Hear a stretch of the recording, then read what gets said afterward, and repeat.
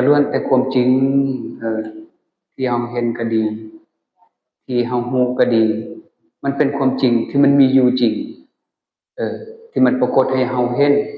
ให้เฮาเรียนรู้เรียนรู้ว่าสิ่งนั้นมันเป็นอย่างนั้นของเขาธรรมชาติอันนั้นมันก็เป็นอย่างนั้นของเขามันบริสุทธิ์ของมันอยู่แล้วทุกสิ่งอย่างมันก็แสดงความบริสุทธิ์ความที่มันเป็นเช่นนั้นก็คือพวกเฮาเห็นแล้วว่าสิ่งต่างๆมันเกิดขึ้นมามีเหตุมีปัจจัยเมื่อเหตุปัจจัยมันก็สลายพวกเฮาเกิดมาก็เพื่อที่จะเรียนรู้ความจริงถ้าเฮารู้ความจริงเฮาก็จะเห็นความจริงความจริงมันก็เป็นสิ่งที่มันมีอยู่สิ่งที่เฮาเห็นเฮาสัมผัสและการที่เฮามาเรียนสิ่งเหล่านี้ก็เพื่อที่พวกเฮาจะ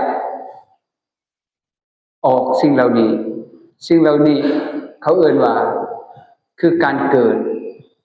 พวกเฮาเกิดมาในโลกเขาเอิ้นเวียนว่ายตายเกิดมาพวกเฮาก็ร้องไห้เสียใจ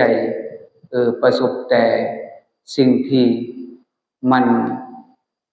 บ่ได้ดังใจดังปรารถนาเฮาเรียนรู้สิ่งเหล่านี้เพื่อจะออกจากสิ่งเหล่านี้และพวกเฮาจะออกจังได๋ก็ต้องพวกเฮามีการตื่นรู้อยู่ภายในจิตใจเฮาให้เห็นตามความเป็นจริงที่มันแสดงสิ่งใดที่มันเกิดอยู่กับจิตใจเฮาหรือมันเกิดกับชีวิตเฮาตามความเป็นจริงนั้นมันคือธรรมชาติมันสอนให้เฮารู้ให้เฮาเข้าใจ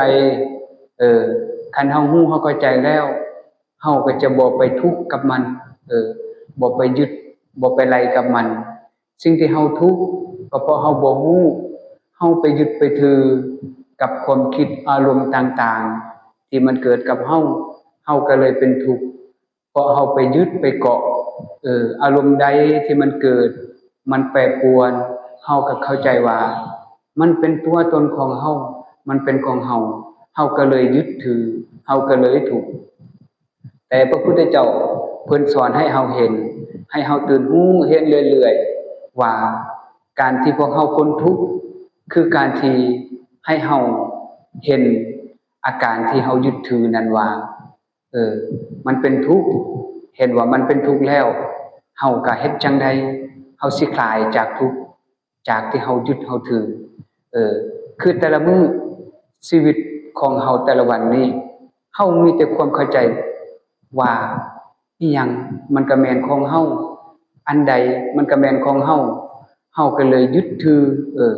คือตัวอย่างเฮาเห็นเฮือนก็เป็นของเฮาลูกก็เป็นของเฮาหลานก็เป็นของเฮาดินก็เป็นของเฮาทุกสิ่งอย่างก็มีแต่ของเฮาก็เลยยึดเลยถือเมื่อเฮายึดเฮาถือเฮาก็เลยเป็นทุกข์แต่การที่เฮาออกจากทุกข์พระพุทธเจ้าให้เฮาละเฮาวางจากการที่เฮายึดถือจากการที่เฮาแบกสิ่งต่างๆมันจึงเฮ็ดให้เฮาเบาคลายหายจากทุกข์ฉะนั้นการที่เฮาออกจากทุกข์ก็คือให้เฮาเห็นตามความเป็นจริงความเป็นจริงตอนนี้พวกเฮาอุปมาเหมือนกับคนที่กำลังแบกก้อนหินแบกก้อนหินแล้วก็จมว่าทุกข์โอ้ยหนักเนาะทุกข์เนาะจังซี่แต่เฮายังบ่เคยวางก้อนหินลงแต่มีคนผู้ที่รู้จักเขาเลยบอกเขาว่าเจ้าลองวางก้อนหินนั้นลงไปเบิ่งมันสิรู้สึกจังได๋บัดนี้เฮาฟังความเฮาเห็นแล้วเฮาก็วางก้อนหินแล้วเฮารู้สึกว่าการที่เฮาวางก้อนหินมันมีความเบาสบายอย่างนี้การที่เฮาแบกก้อนหินนั่นมันหนักมันก็เลยเกิดปัญญาหรือความรู้อันหนึ่งว่าที่แท้จริง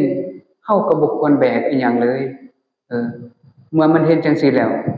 มันก็เกิดการเบื่อจากที่มันเคยยึดเคยถือฉะนั้น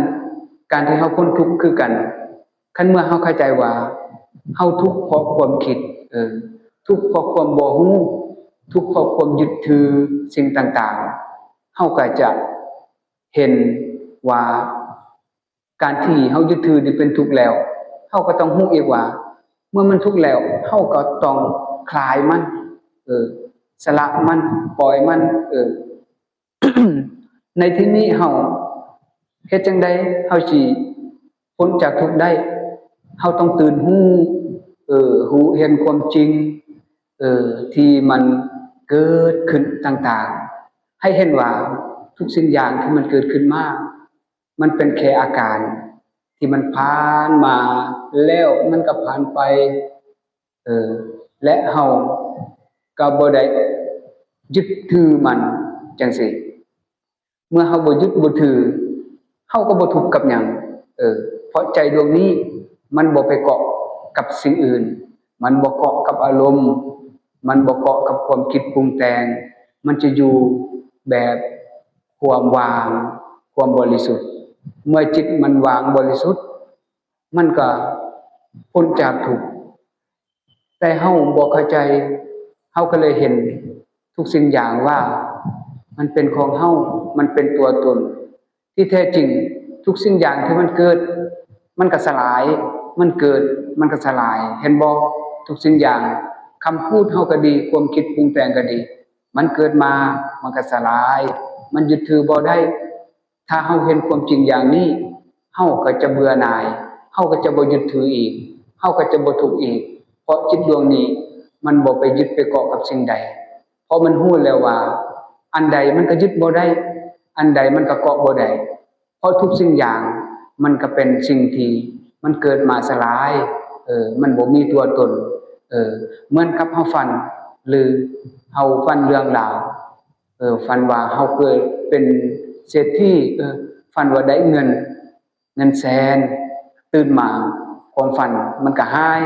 ยึดบ่ได้ถือบ่ได้แต่ถ้าหากว่าเฮาไปยึดความฝันเฮาก็ทุกข์บัดนี้ทุกเรื่องราวทุกเรื่องราวที่เฮาอยู่ในโลกนี้ทุกวันทุกเวลามันก็คือกับความฝันที่มันเกิดตลอดและมันก็สลายตลอด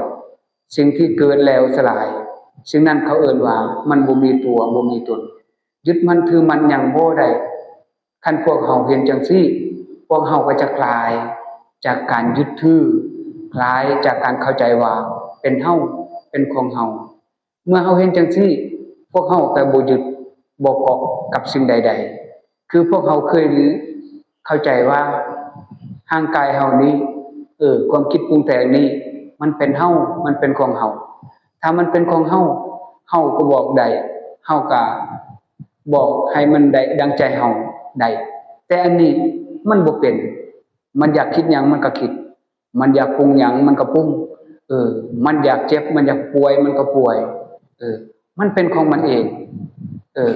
เฮาบ่ได้บอกแต่มันเป็นก็เพราะว่ามันบ่เป็นของเฮาถ้ามันเป็นของเฮาเฮาต้องบอกว่าอย่าทุกข์เด้ออย่าเจ็บเด้ออย่าป่วยเด้อมันก็บอกได้อันนี้แหละมันแสดงให้เฮาเห็นว่าสิ่งเหล่านี้ทุกสิ่งอย่างนี้มันบ่แม่นของเฮาก็เพราะมันเกิดเองมันก็เป็นของมันเองมันก็สลายของมันเองมันเป็นเช่นนี้และเฮานั้นมันบ่เคยเห็นเลยว่าเฮาเป็นหยังเฮาบ่ได้เป็นหยังถ้าผู้ใดเห็นเช่นนี้พวกเฮาก็จะบ่หลงเฮาก็จะบ่เกิดอีกการที่เฮาหลงเฮาเกิดก็เพราะเฮายังบ่เคยรู้ความจริงความจริงคือหยังความจริงก็คือทุกสิ่งอย่างที่มันเกิดสลายนั้นมันบ่ได้มีตัวตนมันบ่แม่นของเฮามันบ่แม่นของผู้ใดเลยบ่มีตัวตนบ่มีหยังเลยเป็นของเฮาเมื่อมันเห็นเช่นนี้มันก็จะคลายทุกสิ่งอย่างในโลกมันคลายทุกสิ่งอย่างที่มันเคยเข้าใจว่าเป็นของเฮานั้นมันคลายบ่ยึดบ่ถือแล้วมันก็จะพ้นทุกข์การที่เฮาพ้นทุกข์ก็คือการที่เฮาเห็นว่าทุกสิ่งอย่างมันบ่ได้มีหยังเป็นของเฮาทุกสิ่งอย่างมันยึดถือหยังบ่ได้ทุกสิ่งอย่าง มันเกิดแล้วมันก็สลายไปอันเห็นเช่นนี้เฮาก็เกิดปัญญาแล้วได้เกิดปัญญามันก็บ่ลงต่อไปอีกเพราะมันรู้แล้วว่ามันยึดอิหยังบ่ได้มันถืออิหยังบ่ได้สิ่งที่มันเกิดแล้วสลายมันยึดบ่ได้เลยคือตัวอย่างเฮาเกิดมาจนเท่าวันนี้ถ้าว่าเฮาเคยได้หยังเฮาก็ยังบ่ฮู้ว่าเฮาได้หยังและเฮายึดหยังถือหยังเฮาก็ยังบ่ฮู้อีกเพราะบ่มีหยังให้ยึดให้ถือบ่มีหยังเป็นตัวตนถ้าเห็นเช่นนี้เฮาอยู่เช่นนี้กับโลกเฮาก็บ่เป็นทุกข์เพราะโลกนี้มันมีทุกอย่างมันสร้างขึ้นมาจากจิตเฮานี่แหละเมื่อมันสร้างแล้วมันก็ไปลงมันไปลงว่าเฮาเป็นผู้หญิงเฮาเป็นผู้ชายเฮาเป็นเด็กน้อยเฮาเป็นผู้ใหญ่นี่เฮาเข้าใจว่ามันเป็นอย่างนี้จริงๆแต่บัดเมื่อร่างกายมันแตกสลายเอาเข้าตัวอย่างว่าเขาไปเผาซะมันเป็นทานมันเป็นขี้เถ้าแล้วผู้หญิงผู้ชายอยู่ไสบัดนี้เด็กน้อยอยู่ไสผู้ใหญ่อยู่ไสมันบ่มีเลยมันกลายเป็นธาตุดินแต่มันสมมุติขึ้นมาจากจิตที่มันสร้างขึ้นมาสร้างขึ้นแล้วมันพัดเข้าใจจริงๆว่ามันเป็นอย่างนั้นจริงๆมันเป็นเฮาจริงๆที่แท้มันเป็นสิ่งสมมุติผู้ใดเข้าใจสิ่งสมมุติผู้นั้นก็จะบ่ลงกับสมมุติมันสมมุติว่าเป็นผู้หญิงเราเข้าใจว่ามันเป็นผู้หญิงจริงๆแต่มันก็เป็นสมมุติสมมุติว่าเป็นผู้หญิงแต่ที่แท้มันก็คือธาตุเป็นธาตุที่มันสร้างขึ้นมาแล้วมันก็ไปสลายและจิตของเฮามันก็บ่ได้มีผู้หญิงผู้ชายเบิดนี่จิตของเฮาคือจิตที่มันบริสุทธิ์บ่ได้มีอีหยังเลยจิตของเฮาคือจิตที่ก็เอิ้นว่างๆมันว่างเปล่าบ่มีรูปบ่มีนามบ่มีเสียงบ่มีสีบ่ได้เป็นหยังอุปมาดุจแผ่นดินน่ะถึงว่าอีหยังมันกระทบแผ่นดินมันก็บ่เคยดีใจเสียใจกับสิ่งใดมันจะอยู่นิ่งๆตามธรรมชาติของมันจิตของเฮาก็คือมันบริสุทธิ์มันมีความบริสุทธิ์ที่ว่างๆมีหยังมากระทบหรือมันเกิดในความว่างจิตตัวนั้นมันก็บ่ได้เป็นหยังแล้วมันก็บ่สามารถเฮ็ดอีหยังอีกกับสิ่งใดและสิ่งใดก็บ่สามารถทำลายจิตเพราะจิตตัวนี้มันบริสุทธิ์ที่มันว่างใสๆถ้าพวกเฮาเข้าใจเช่นนี้ว่าพวกเฮาทุกคนนี้มันคือจิตอันเดียวกันพวกเฮาคือจิตที่มันบริสุทธิ์แบบเดียวกันถ้าเฮาเห็นเช่นนี้แล้วพวกเฮาก็จะบ่หลงอีกสิ่งที่เฮาหลงก็เพราะเฮาไปยึดถือไปยึดถืออาการของจิตอาการของจิตมันเป็นจังใดก็คือสิ่งใดที่มันสร้างขึ้นมาอันนั้นแหละเขาเอิ้นอาการของจิตแล้วเฮาเห็นบ่ว่ามันสร้างขึ้นมาแล้วมันก็สลายเห็นบ่ความคิดเฮานี่เฮาเบิ่งง่ายๆเฮาคิดปึ้งแล้วก็สลายแล้วมาคิดใหม่อีกได้เดี๋ยวก็คิดเรื่องนั้นเดี๋ยวคิดเรื่องนี้เดี๋ยวคิดหักคิดชังคิดชอบไม่ชอบดีใจเสียใจนี่คือความคิดและความคิดนี่เฮาคิดว่ามันมีตัวมีตนที่แท้มันคิดแล้วมันก็สลายหายไปโยมมันบ่มีหยังแต่เฮาก็เข้าใจว่าเฮาคิดจริงๆเว้ยมีตัวมีตนของเฮาที่แท้มันเกิดมันก็สลายมันสลายอีหลีเห็นบ่เฮาคิดมาบักหลายๆมื้อแหละตั้งแต่น้อยจนใหญ่ที่เฮาเคยคิดจนถึงเดี๋ยวนี้เห็นบ่ว่าความคิดเฮาไปไว้ไสหมดมันหายไปหมดแล้วมันบ่มีตัวบ่มีตนคือกับความฝันอะไรโยมที่เขาเอิ้นว่ามันเกิดมันก็ดับไปหายไปความคิดเฮาที่เฮาเคยคิดมาตั้งแต่น้อยจนใหญ่ถ้าว่ามันมีตัวมีตนเข้าไปไว้ใส่ถามเจ้าของเบิ่งความคิดความปรุงแต่งหรืออารมณ์ต่างๆของเฮาถ้ามันมีเฮาก็เอาไว้โลกนี่มันเต็มโลกเลยมันหลายความคิดมันคิดบ่หยุดบ่เซาได้แต่ว่าคันเฮาเห็นมันเป็นอนัตตา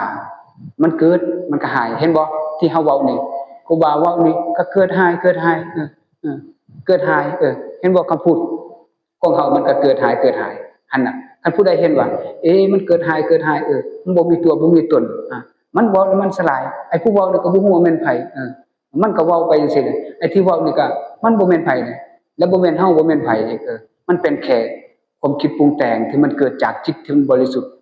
มันคิดปรุงแต่งเพื่อจะเรียนรู้ว่าจังได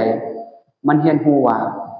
ทุกสิ่งอย่างที่มันเกิดขึ้นมามันบ่เคยเป็นตัวตนของเฮาเลยยึดอิหยังบ่ได้เลยมีผู้ใดเคยยึดอิหยังใดบ่ตั้งแต่เฮาเกิดมาเฮาก็แค่อยู่กับมันไปอยู่มาจังซี่แหละในที่สุดก็จากมันไปอีหยังมันเกิดขึ้นมามันก็จากเฮาไปอารมณ์มันเกิดมันก็จากเฮาไปความคิดมันจากเฮาไปคันเฮาเห็นเช่นนี้แล้วเฮาก็เกิดความเข้าใจและเกิดปัญญาคือเอิ้นซะปัญญาคือจังไดมันจะบ่หลงบ่ไปหลงยึดกับสิ่งใดเพราะมันรู้ว่าสิ่งใดที่มันเกิดมันก็สลายเป็นธรรมดาสิ่งใดเกิดขึ้นมันก็สลายเป็นธรรมดามันเอาบ่ได้มันยึดบ่ได้มันถือบ่ได้เมื่อมันเห็นเช่นนั้นมันก็ปล่อยมันก็วางมันก็คลายจากการยึดถือเมื่อใดมันบ่ยึดบ่ถือแล้วมันก็เบาพ้นทุกข์เพราะมันบ่ยึดอีหยังเลยบ่มีหยังให้ยึดให้ถือมันบ่มีตัวมีตนอีหลีความคิดเฮานี่เห็นบ่มันคิดแล้วมันก็หายไปคิดแล้วมันก็หายไปคันเฮาเห็นจังซี่แล้ว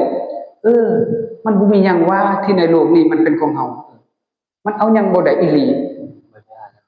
เฮาก็พ้นทุกข์แค่นี้สรุปแล้วพวกเฮาให้เข้าใจเด้อว่าเฮามาอยู่โลกนี้เฮาแค่มาเรียนรู้ว่าทุกสิ่งอย่างเฮาเอาหยังบ่ได้มันบ่มีหยังเป็นของเฮาถ้ามันเอาบ่ได้แล้วเฮาสิเอาเฮ็ดหยังเอาให้มันเป็นทุกข์เฮ็ดหยังเฮายอมรับความเป็นจริงธรรมชาติว่ามันเกิดขึ้นมันก็เสื่อมไปเป็นธรรมดามันบ่ได้เป็นตัวเป็นตนของเฮาเลยเมื่อใดที่เฮาคลายบ่ยึดบ่ถือกับสิ่งใดแล้วเฮาก็บ่เป็นทุกข์เฮาก็พ้นจากทุกข์ถ้าเฮาไปติดกับสิ่งใดเฮาก็ไปเกิดกับสิ่งนั้นมันก็สร้างอีกเกิดอีกบัดนี้ต้องเวียนว่ายตายเกิดแต่เมื่อใดเฮารู้เห็นว่าทุกสิ่งอย่างนี้มันบ่เคยมีตัวมีตนอยู่จริงมันบ่เคยเป็นของเฮาเลยจิตใจมันจะคลายจากการยึดถือมันก็พ้นจากทุกข์จังซี่เนาะก็ขอพุทธธรรมะให้พวกเฮาได้ตื่นรู้อยู่ในจิตใจของเฮานี่แหละการที่เฮาปฏิบัติธรรมก็คือเห็นตัวเองเห็นอารมณ์เห็นความคิดปรุงแต่งของเฮาว่ามันเป็นแค่สิ่งใดสิ่งหนึ่งมันเกิดขึ้นแล้วมันก็สลายไปเฮาบ่ถือของกับสิ่งใดบ่ยึดมั่นกับสิ่งใดเลยอยู่กับตัวเองแบบบ่เป็นทุกข์ก็คือการที่เฮาบ่ยึดนั่นแหละมันจึงจะพ้นทุกข์สาธุ